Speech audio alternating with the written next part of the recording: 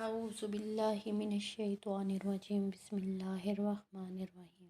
शुरू अल्लाह के नाम से जो बड़ा मेहरबान और निहायत रहम वाला है। अस्सलामु अलैकुम रहमतुल्लाहि व बरकातुहू। सब पर अल्लाह ताला की सलामती और रहमत हो। आप सबको मसनून वज़ाइफ के चैनल पर खुश आमदीद। मसनून वज़ाइफ के चैनल के तमाम मुसलमान बहन भाइयों को दिल की गहराइयों से खुश आमदीद कहती हूँ और आप सबसे एक छोटी सी गुजारिश करती हूँ कि वीडियो को शुरू करने से पहले इस चैनल को सब्सक्राइब करें, लाइक करें और शेयर करें, क्योंकि इस चैनल पर आपके साथ बहुत ही मुजर्रब और बहुत ही आज़मूदा वज़ाइफ शेयर किए जाते हैं जो कि कुरानी वज़ाइफ होते हैं या वो वज़ाइफ होते हैं जो हमारे नबी आखिर ज़मां हज़रत मोहम्मद सल्लल्लाहु अलैहि वसल्लम से मंसूब होते हैं या उनकी तरफ से बयान करदा होते हैं। कोई भी वजीफ़ा अपनी तरफ से शेयर नहीं किया जाता, बल्कि बहुत सारे मुफ्ती और हजरात से कंसल्ट करके आपके साथ शेयर किए जाते हैं। आज आपके साथ इस वीडियो में एक ऐसा वजीफ़ा शेयर किया जाएगा जो बहुत ही मुजर्रब और बहुत ही आज़मूदा वजीफ़ा है। ये कलमा बहुत ही मुजर्रब और बहुत ही जलाली हैसियत रखता है। ये एक ऐसी अजीम तरीन कुरानी आयत है जिसको आप दुआ भी कह सकते हैं, जिसके करने से, जिसको पढ़कर जो भी मसले मसाइल होते हैं, जो भी हमारी तकालीफ़ होती हैं, जो भी हमारे दुख और दर्द होते हैं, वो अल्लाह के हुक्म से ख़त्म हो जाते हैं। बहुत सारे लोगों ने इस वजीफ़े को पढ़ा है और इसकी जो रिज़ल्ट हैं, जो नताइज हैं, उन्होंने आउट क्लास पाए हैं। देखें, कोई भी बीमारी, कोई भी तकलीफ़, कोई भी मसला ऐसा नहीं है जिसका हल कुरान पाक में हमें ना मिलता हो। ये वजीफ़ा जो आज आपके साथ शेयर किया जा रहा है, आपने इस वजीफ़े को बहुत ही ध्यान से और बहुत ही गौर से सुनना है और इसके से पहले वजीफ़ा शुरू करने से पहले तमहीद बांधने की, लेक्चर देने की ज़रूरत इसलिए होती है ताकि आपको पता चल सके कि जो वजीफ़ा आपके साथ शेयर किया जा रहा है उसके क्या क्या नताइज हैं और उसको किस तरह पढ़ना होता है और जिन्होंने इसको पढ़ा है उन्होंने इससे कितना फ़ायदा उठाया है और इस वजीफ़े की जो शुरुआत है वो कहाँ से हुई, इस वजीफ़े को पढ़ना क्यों ज़रूरी है, इस वजीफ़े को करने से आपको क्या क्या मिलता है और किस किस मसले को हल करने की ताकत इस वजीफ़े में मौजूद है। देखें, कुरान पाक की कोई भी आप आयत ले लें, कोई भी आप सूरह मुबारक ले लें, उसमें आपके लिए खैर ही खैर और भलाई ही भलाई है। क्योंकि जब तक आप किसी वजीफ़े को, किसी अमल को आप इस तरह करें जिस तरह आपके साथ बयान किया जाता है, तो आप उसके जो रिज़ल्ट हैं आप उसको हस्बे मंशा पाते हैं।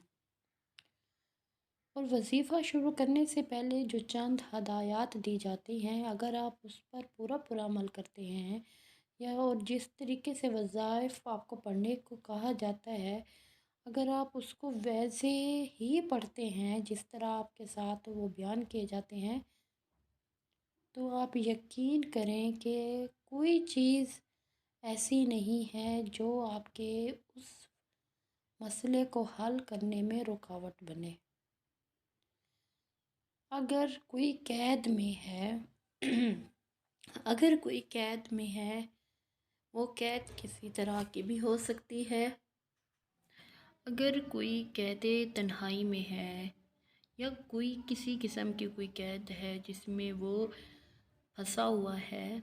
तो अगर वो इस कलमा को, इस कुरानी आयत को रेगुलर पढ़े और नतीजा मिलने तक इसको पढ़ता रहे, तो अल्लाह ताला अपने फ़ज़ल से, अपने करम से اس کو اس قید سے فوری طور پر رہائی دلا دیتے ہیں۔ وہ قید کسی طرح کی بھی ہو سکتی ہے۔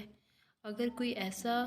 بندہ جس نے کوئی جرم ہی نہ کیا ہو یا کوئی ایسا کام ہی نہ کیا ہو جس سے اس کو کسی قید خانے میں ڈال دیا جائے جس میں اس کا کوئی قصور نہیں تھا، کسی غلط فہمی کی بنا پر اس کو اس قید میں ڈال دیا گیا ہے، تو وہ جب اس کلمہ مبارک کو پڑھتا رہے تو وہ اس کلمہ مبارک کی فضیلت سے اور اللہ تعالیٰ کے حکم سے اس قید سے باعزت بری ہو جاتا ہے۔ اگر کوئی ایسی عورت جو اپنے شوہر کے ظلم و ستم سے تنگ آ گئی ہو، اس کو سسرال والوں سے بہت سے مظالم کا سامنا کرنا پڑ رہا ہو، تو وہ بھی ایک قسم کی قید ہی ہے کہ اس کے جو سسرال والے ہیں، اس کا جو شوہر ہے، اس کو اپنے گھر والوں سے نہ ملنے دے، اس کے لڑکی کے پیرنٹس کو اجازت نہ ہو اپنی بیٹی سے ملنے کی، یا بیٹی کو اجازت نہ ہو اپنے ماں باپ سے ملنے کی، تو وہ بھی ایک قسم کی قید ہی کاٹ رہی ہوتی ہے۔ تو اس کو چاہیے کہ اس کلمہ کو پابندی سے پڑھے۔ اس کلمہ کی فضیلت اتنی ہے کہ بیان سے باہر ہے۔ تو اس کو چاہیے کہ اپنی اس قید کو ختم کرنے کے لیے، اس ظلم اور مظالم کو ختم کرنے کے لیے اپنے رب سے گڑ گڑا کر دعا مانگے، گڑ گڑا کر اللہ تعالیٰ سے اپنی اس قید سے، اس ظلم سے چھٹکارے کی دعا مانگے، تو اللہ تعالیٰ اس کلمے کی بدولت اس کے سسرال والوں کے دل میں رحم کا مادہ ڈال دیں گے، اس کے شوہر کے دل میں اس کے لیے محبت، اس کے دل میں اس عورت کے لیے گنجائش پیدا کر دیں گے۔ تو دیکھتے ہی دیکھتے جو قید تھی جس میں وہ پھنسی ہوئی تھی، جس میں وہ اپنے سسرال والوں کے مظالم سہ رہی تھی، تو اس کلمہ کی بدولت سے وہ اس ظلم سے نجات حاصل کر لے گی، اور نہ صرف نجات حاصل کر لے گی بلکہ اپنے سسرال والوں کا دل بھی جیت لے گی اور اپنے شوہر کی محبت کو بھی پا لے گی۔ کیونکہ اس کلمے کی جتنی بھی فضیلت بیان کی جائے، جتنا بھی اس کلمے کی جو فضیلت ہے، جو اس کلمے کی برکات ہیں بیان کی جائیں، وہ کسی طور سے بھی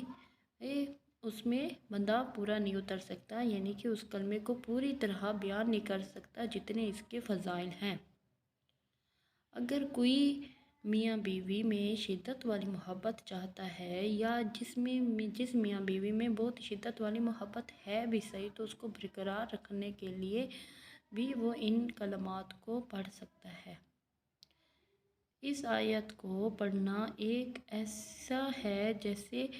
آپ نے کسی خزانے کو پا لیا ہو۔ بس کیا ہے کہ اگر کوئی ایسا بندہ جو چاہتا ہو کہ اس کے اس گھر میں شادی ہو جائے، یا اس کو جس کو وہ پسند کرتا ہے یا کرتی ہے، اور وہ اچھے ہیں، اچھا خاندان ہے، لیکن کسی مجبوری کی وجہ سے وہ خاندان ایک دوسرے کو قبول نہیں کر پا رہے، تو اگر آپ وہ جو لڑکا یا لڑکی یا کوئی گھرانہ یا کوئی ایسا گھرانہ جو چاہتا ہو کہ اس کی لڑکی یا لڑکے کی شادی اس گھرانے میں ہو جائے، تو اس گھرانے کی محبت کو، اس کے دل بدلنے کے لیے بھی اس وظیفے کو پڑھا جا سکتا ہے۔ اگر آپ اس وظیفے کو پڑھ کر اپنے دل پر رکھ کر اس آیت مبارکہ کو پڑھتے ہیں، تو اللہ تعالیٰ جن کے دل میں محبت ڈالنی ہو، تو وہ محبت اللہ تعالیٰ اس کلمے کی بدولت ڈال دیں گے۔ تو وہ خود، جس کے لیے آپ یہ وظیفہ کر رہے تھے، وہ خود آ کر آپ سے بات کریں گے۔ تو آپ دیکھیں یہ کلمہ کتنی فضیلت رکھتا ہے، کتنی اپنے اندر خزانے ایسا وظیفے نے چھپائے ہوئے ہیں۔ جب آپ اس آیت مبارکہ کو پورے دل سے، پوری توجہ سے پڑھیں گے، اس طریقے سے پڑھیں گے جس طریقے سے آپ کو پڑھنے کا حق ہے، جس طریقے سے پڑھنے کا آپ کو کہا جائے، تو کوئی ایسی چیز نہیں جو آپ کے وظیفے کو پورا کرنے میں رکاوٹ بنے، اور آپ کا وظیفہ جس مقصد کے لیے بھی آپ اس کو کریں گے، چاہے وہ شادی کا مسئلہ ہو، چاہے وہ قید سے رہائی کا مسئلہ ہو، تو آپ اس وظیفے کی بدولت آپ اس مسئلے کو حل کر لیں گے انشاءاللہ تعالی۔ اللہ تعالیٰ کہ ہاں کسی چیز کی کمی نہیں۔ یا ایسا بندہ جو دنیا کے کاموں سے تھک چکا ہو اور چاہتا ہو کہ وہ اللہ کی محبت کو حاصل کر لے اور اپنے جو دل کو ہے وہ دنیا کی قید سے رہائی دلا دے، تو اس کو چاہیے کہ وہ بھی اس کلمہ کو پوری توجہ سے، پوری محبت سے اور پورے اپنے جوش و جذبے سے، پوری لگن سے اور پوری محنت سے اس وظیفے کو پڑھے، اس کلمہ مبارک کا ورد رکھے۔ تو اللہ تعالیٰ جب اپنے بندے کی اس تڑپ کو دیکھے گا تو اس کے دل میں اپنی محبت ڈال دے گا، کیونکہ جب آپ یہ ایک بات طے ہے کہ جب آپ دنیا کی محبت حاصل کرنا چاہتے ہیں یا اللہ کی محبت حاصل کرنا چاہتے ہیں تو اس کے لیے سنسیئر ہونا بہت ضروری ہے۔ دیکھیں ایک بات کہ جب آپ چاہتے ہیں کہ آپ کو فلاں چیز مل جائے، اس چیز کے ملنے کے لیے آپ کو اپنے رب کو راضی کرنا بہت ضروری ہے۔ جب آپ اپنے رب کو راضی کر لیں گے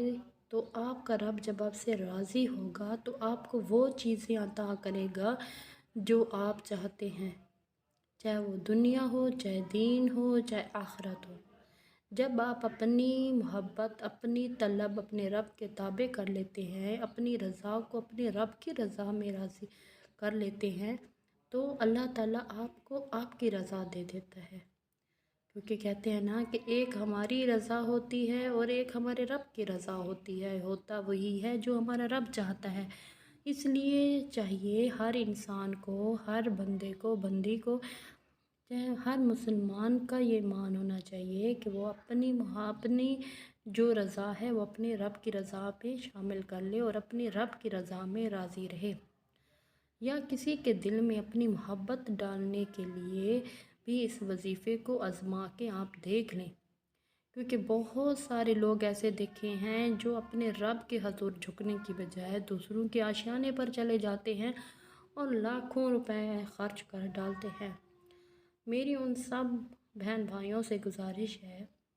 کہ ایسا کرنے سے گریز کریں۔ ایک تو آپ ایسا کر کے اپنے رب کو ناراض کرتے ہیں اور پھر روتے دھوتے رہتے ہیں کہ ایسا ہو گیا، ویسا ہو گیا۔ تو آپ خود اپنے گربان میں سوچیں کہ آپ نے جھانک کر دیکھیں کہ آپ نے کیا کیا ہے۔ جو دولت اللہ تعالیٰ نے آپ کو اپنی راہ میں خرچ کرنے کے لیے، آپ کو اپنی ذات پر خرچ کرنے کے لیے عطا کی ہے، آپ اس کو دوسروں کے آشیانے پر لٹا رہے ہیں، صرف اس لیے کہ وہ آپ کو کوئی ایسا تعویذ دے دے، کوئی ایسے عمل کر کے دے دے جس سے آپ اپنی حسب منشا مراد کو پالیں۔ دیکھیں یہ ایک شرک ہے اور شرک بہت بڑا گناہ ہے، کیونکہ جب آپ اللہ کا در چھوڑ کر کسی اور در پر جھکیں گے اور وہاں پر اپنے خزانے لٹائیں گے تو ایک آپ نے شرک کیا، اس کا بھی گناہ اپنے سر لے لیا، اور دوسرا آپ نے جو اللہ کی دی ہوئی نعمت ہے وہ بھی آپ نے غلط کاموں پر خرچ کر دی۔ دیکھیے اللہ تعالیٰ آپ سے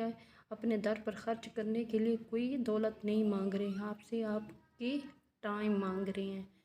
آپ سے آپ کی تڑپ مانگ رہے ہیں۔ آپ اگر پوری تڑپ سے، پوری دل سے، پوری توجہ سے اپنے رب کو پکاریں گے،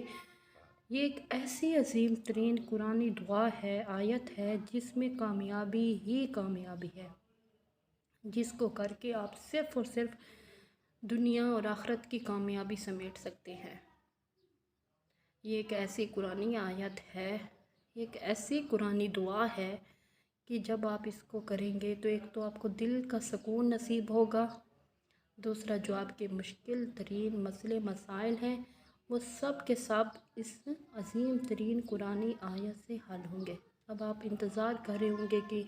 ایسی کون سی قرآنی آیات ہے جس کو پڑھ کر آپ سب کچھ حاصل کر سکتے ہیں، تو وہ ہے آیت کریمہ۔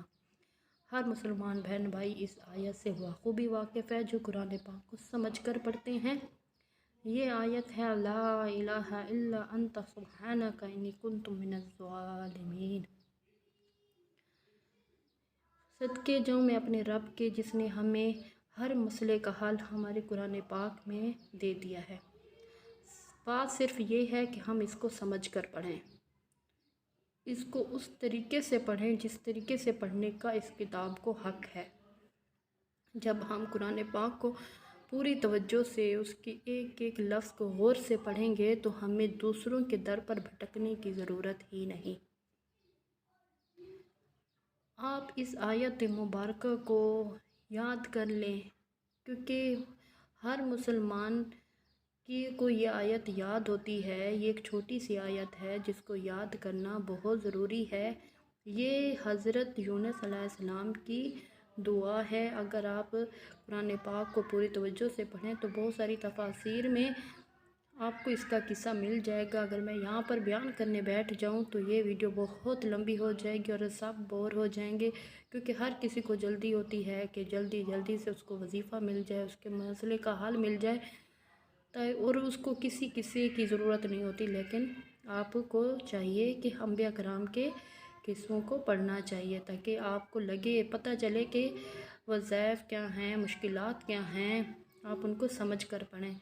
تو انشاءاللہ تعالی میں اپنے اس چینل پر آپ کے ساتھ انبیاء کے قصے بھی شیئر کروں گی۔ پہلے میں اس بات کو بھی میں اپنی کنسیڈر میں کر رہی ہوں کہ میں آپ کے ساتھ انبیاء کرام کے قصے بھی شروع کروں تاکہ آپ سب کو اپنے دین سے ریلیٹڈ ہر بات معلوم ہو۔ تو اس آیت کریمہ کو پڑھنا کیسے ہے وہ بھی میں آپ کے ساتھ اس ویڈیو میں شیئر کروں گی۔ کرنا یہ ہے کہ سب سے پہلے آپ کو نماز کی پابندی کرنی ہے۔ اپنی جیب سے جتنی آپ کی جیب اجازت دے آپ اسے صدقہ خیرات کریں۔ اس آیت مبارکہ کو پڑھنے سے پہلے جتنی آپ کی حیثیت ہو اس حیثیت کے حساب سے آپ نے اس کو اپنی حیثیت سے صدقہ خیرات کریں، چاہے وہ 1 روپے کا ہی کیوں نہ ہو، لیکن نیت خالص ہو۔ پھر اس کے بعد آپ نے اس آیت مبارکہ کا وظیفہ کرنا ہے۔ پہلے سب سے بڑا وظیفہ یہ ہے کہ آپ نے 2,25,000